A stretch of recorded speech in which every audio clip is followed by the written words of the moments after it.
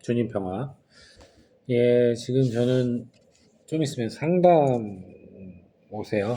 그래서 상담 기다리면서 잠시 오늘 급한 대로 영상 올리도록 하겠습니다. 지금 독서는 요한 일서 이야기 계속 나와요. 아주 요한복음이 사랑의 복음이라고 아주 그냥 사랑 이야기만 계속 나와요. 흔히 말하는 사랑 타령이 아주 요한 일서에 계속 나오는데 진부한 얘기 같지만 가장 어찌 보면은 진보적인 이야기예요. 사랑이라는 것.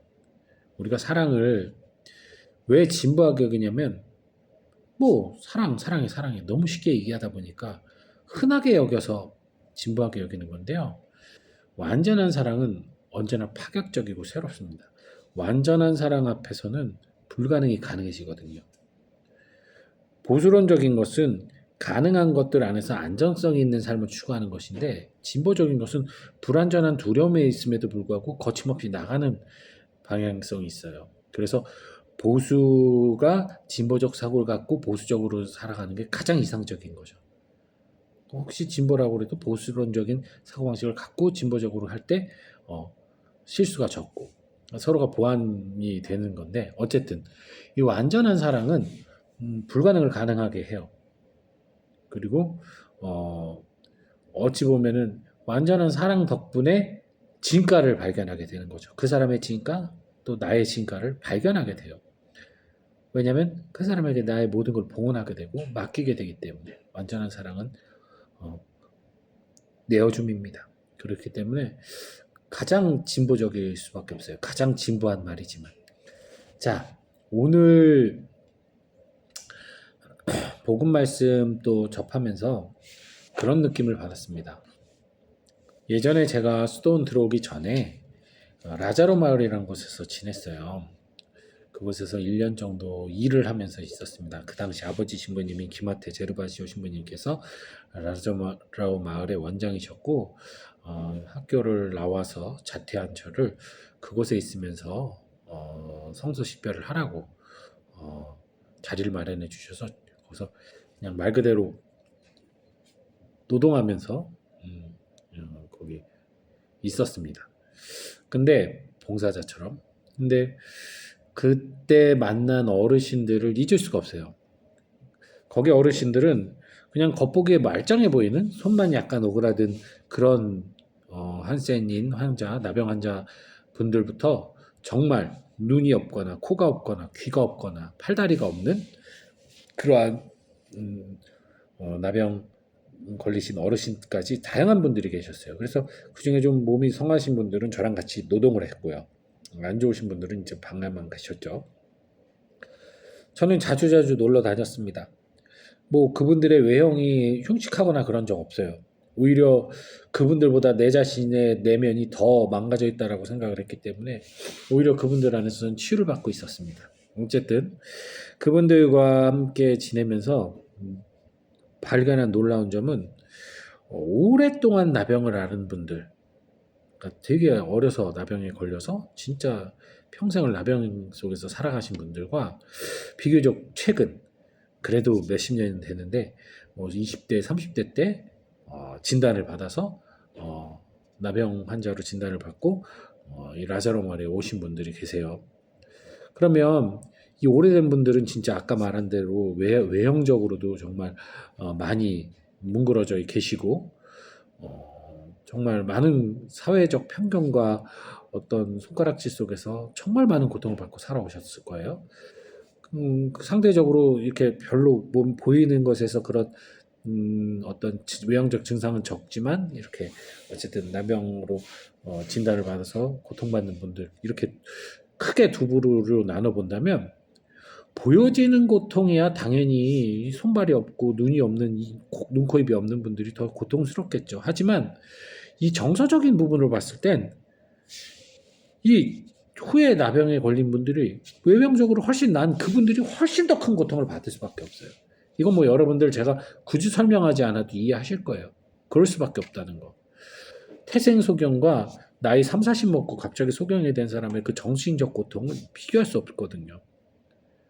일상생활을 하다가 장애가 생긴 사람은 정말 그 고통과 그 절망감이 상상할 수가 없습니다. 제가 그걸 봤어요. 불행감을 느껴요. 그냥 원래 오랫동안 나병에 걸리면서 사회적 편견 속에서 고통받았던 분들은 오히려 라자로 마을에서 행복하게 사셨어요. 정말 기쁘게 사시고 즐겁게 사시고 하느님 품에 갈 때까지 난 재밌게 놀다 갈 거야. 신나게 지내다 갈 거야. 먼저 간 분들 맨날 부러워하시면서 나는 언제 가냐고 막 이러고 진심으로.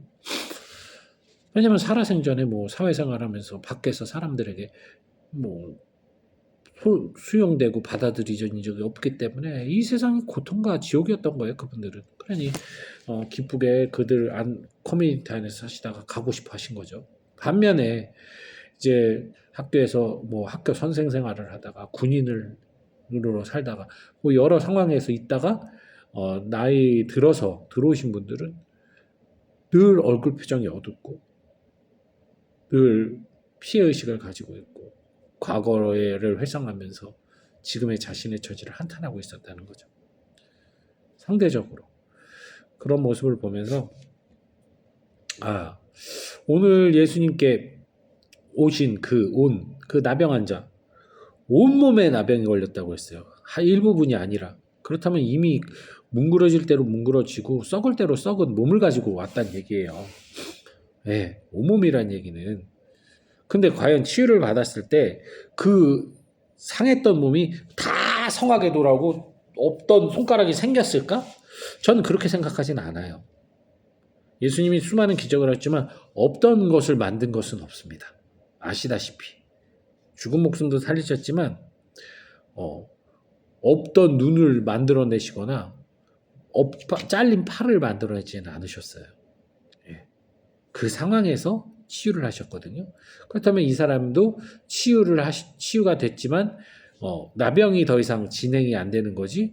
이미 썩어 문드러져서 떨어진 팔이나 눈이나 뭐 이것이 다시 생겨났다고는 볼 수가 없습니다. 만약에 그랬다면 아마 성경에 그대로 기록이 됐겠죠. 없던 눈이 생겼다. 잘린 팔이 돋아났다. 하지만 그런 표현은 어디에도 없습니다. 그렇기 때문에 그 사람이 나병이 나았다고 해서 외형의 모습이 변하진 않았을 거란 말이에요. 그렇다면 다만 그 사람이 썩었던 팔, 그런 골맞던 부분이 새살이 돋아나면서 그것을 씻어냈을 때 더 이상 피부병이 없으니까 그것으로 자신의 깨끗함을 주장할 수 있었겠죠. 보여지는 피부병이 사라진 거겠죠. 아무튼 그분이 예수님에게 무릎 꿇고 청했을 때 예수님이 치유를 하십니다. 그런데 이 사람의 믿음은 놀라운 거예요, 사실은. 예수님께 감히 다가갈 수도 없는 상황이거든요, 그 상황이. 근데 그는 목숨을 걸고 예수님께 다가갔어요. 즉, 치유를 받는 것이 물론 기도 안 하고도 치유받을 수도 있어요. 성경에도 뭐 예수님께서 치유하시는 사람들 중에 그냥 예수님을 뭐 기도를 하고 온 게 아니라 그냥 낫게 해주세요 해서 치유받은 사람들도 많아요. 그리고 기적을 체험한 사람 중에는 의인이 아닌 사람들도 분명히 있었단 말이죠.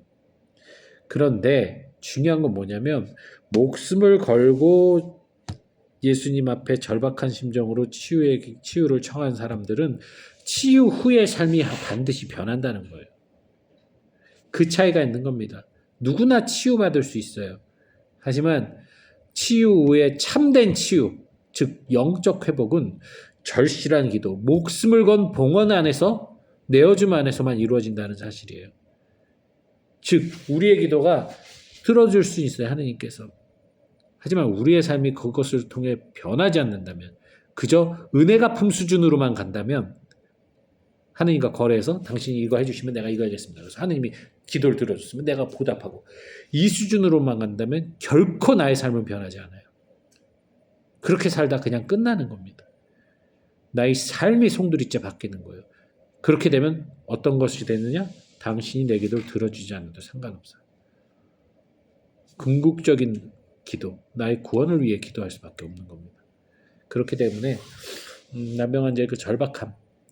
그래서 두 번의 치유가 일어난다는 것. 완전한 치유. 즉 주님에게 돌아서는 완전한 치유가 일어나는 것. 우리들도 그래서 주님께 의심의 기도를 드리지 맙시다. 이 믿음의 기도는 주님이 반드시 내가 원하는 대로 기도를 들어주실 거다라는 기도가 아니라 당신 뜻이 이루어지실 거라는 기도를 드리는 거예요. 그게 우리가 믿어야 될 믿음의 기도라는 사실 잊지 마시고 여러분의 기도의 방향성을 한번 잘 점검해 보셨으면 좋겠습니다. 시간이 다 돼가서 이만 마치겠습니다. 주님 평가.